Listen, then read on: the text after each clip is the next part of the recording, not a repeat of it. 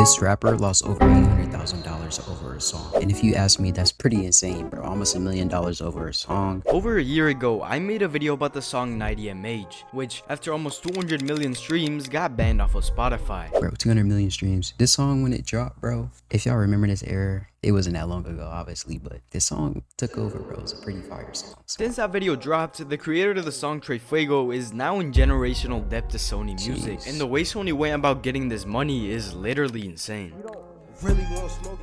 I'm gonna try to go over this as quickly as possible. Back in 2019, Trey Fuego found this beat on YouTube that sampled the song Reflections by Immaculate this guy. beat, bro. Either because he didn't know or didn't want to, he rapped over the beat and released the song without licensing the sample, which basically means he didn't have permission to use the song in the background. The song blew up on TikTok shortly after, and Trey Fuego was balling out. Well, maybe he wasn't balling out, but he was most likely spending a lot of the money he was making from the song. This will be important later. Anyway, a few years later, Sony found out the sample wasn't licensed, and they sent him an email.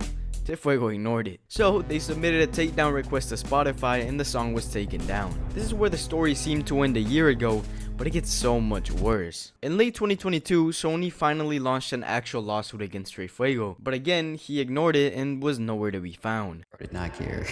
He did not care. This is a real example of nonchalant. He did not care at all, bro. Sony tried to find him 7 different times so they could serve him. They not only hired a private investigator to try to find him, but they went to the extent of literally going to his mom's house on Mother's Day hoping to see him there to celebrate with his mom.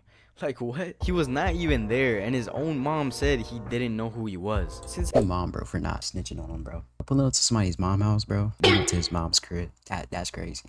they couldn't find him, the judge ruled that the label should just DM him on Instagram and his other social medias. And while the articles I read were like, oh, that's so insane how they let him do that, my only question is, why didn't they just do that earlier? Why'd they have to go to the extent of showing up to his mom's house and doing all that when they could have just DM'd him on Instagram? Also, I told my dad I'd get to 10K by the end of the year, and there's less than a month left. So if y'all want to help me out with that, I'd appreciate it. Yo, sub to this, man. You trying to get the 10K? I am too, so hit that sub button for me, hit that sub button for him too. I'm already subscribed to him, but I'm also trying to get to 10K, so hit that sub button. So anyway, the judge finally ruled in Sony's favor and ordered Trey Fuego to hand over $803,000. Trey Fuego had apparently made around $700,000 from streaming earnings, so assuming he didn't waste any of that, which he probably did, then he's got that covered. But adding on to that, there's another $100,000 from licensing fees he should have paid to Sony to license the sample. So that means that even if he didn't blow a dollar from what he made, he would still be in debt for more than $100,000. I find this kind of insane because Trey Fuego genuinely added a lot to the song. Sony claims that he was trying to ride the coattails of Hinata's creativity and popularity, when we all know the beat is not the only reason the song did well. Of course, that's not how the copyright system works though, and just because he didn't license it— Facts, bro. Like, the beat isn't the only reason why that song did well. If y'all know that first line of the song, I'm not gonna say it, but y'all know that's a really catchy first line. That's a part of the reason why the song did so well on release. Now he owes all of the song's revenue, plus $100,000, plus 50% of publishing revenue and 20% of recording revenue. And worst of all, he was ordered to pay $2,000 for Sony's legal fees. What I find crazy is that Sony Music is the second largest music company on the planet. In the music division alone, $25 billion. Even the judge acknowledged this, saying that the case put one of the largest international entertainment conglomerates in the planet against a 20-year-old kid. But either way, he ruled that this David Goliath posture thing would not protect Trey Fuego from liability. Now, I don't know how much of the $800,000 is going to Sony Music and how much is going to the original artist of the sample, but either way, it's not like Sony needs this money, especially being petty enough to add on $2,000 from legal fees when we all know who could use that money more. It just makes this case look like Sony was being petty. Apparently, the judge said that he hopes this will serve as an $800,000 lesson for Trey Fuego to more carefully select the material he uses in his raps.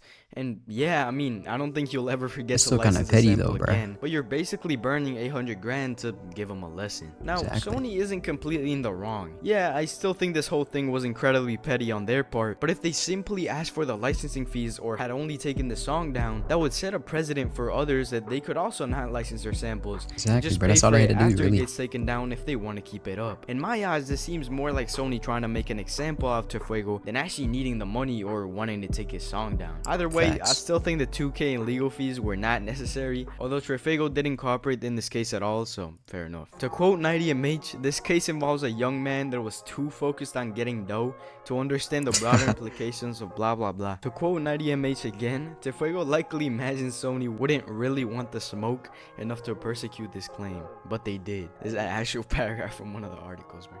Anyway, if you want to watch the original video made about this a year ago, To be real, I think it was kind of petty on Sony's end to fine this man over $800,000. That's almost $1 million, though. That's a $25 billion. Y'all see how much they were worth. $25 billion is Sony's net worth.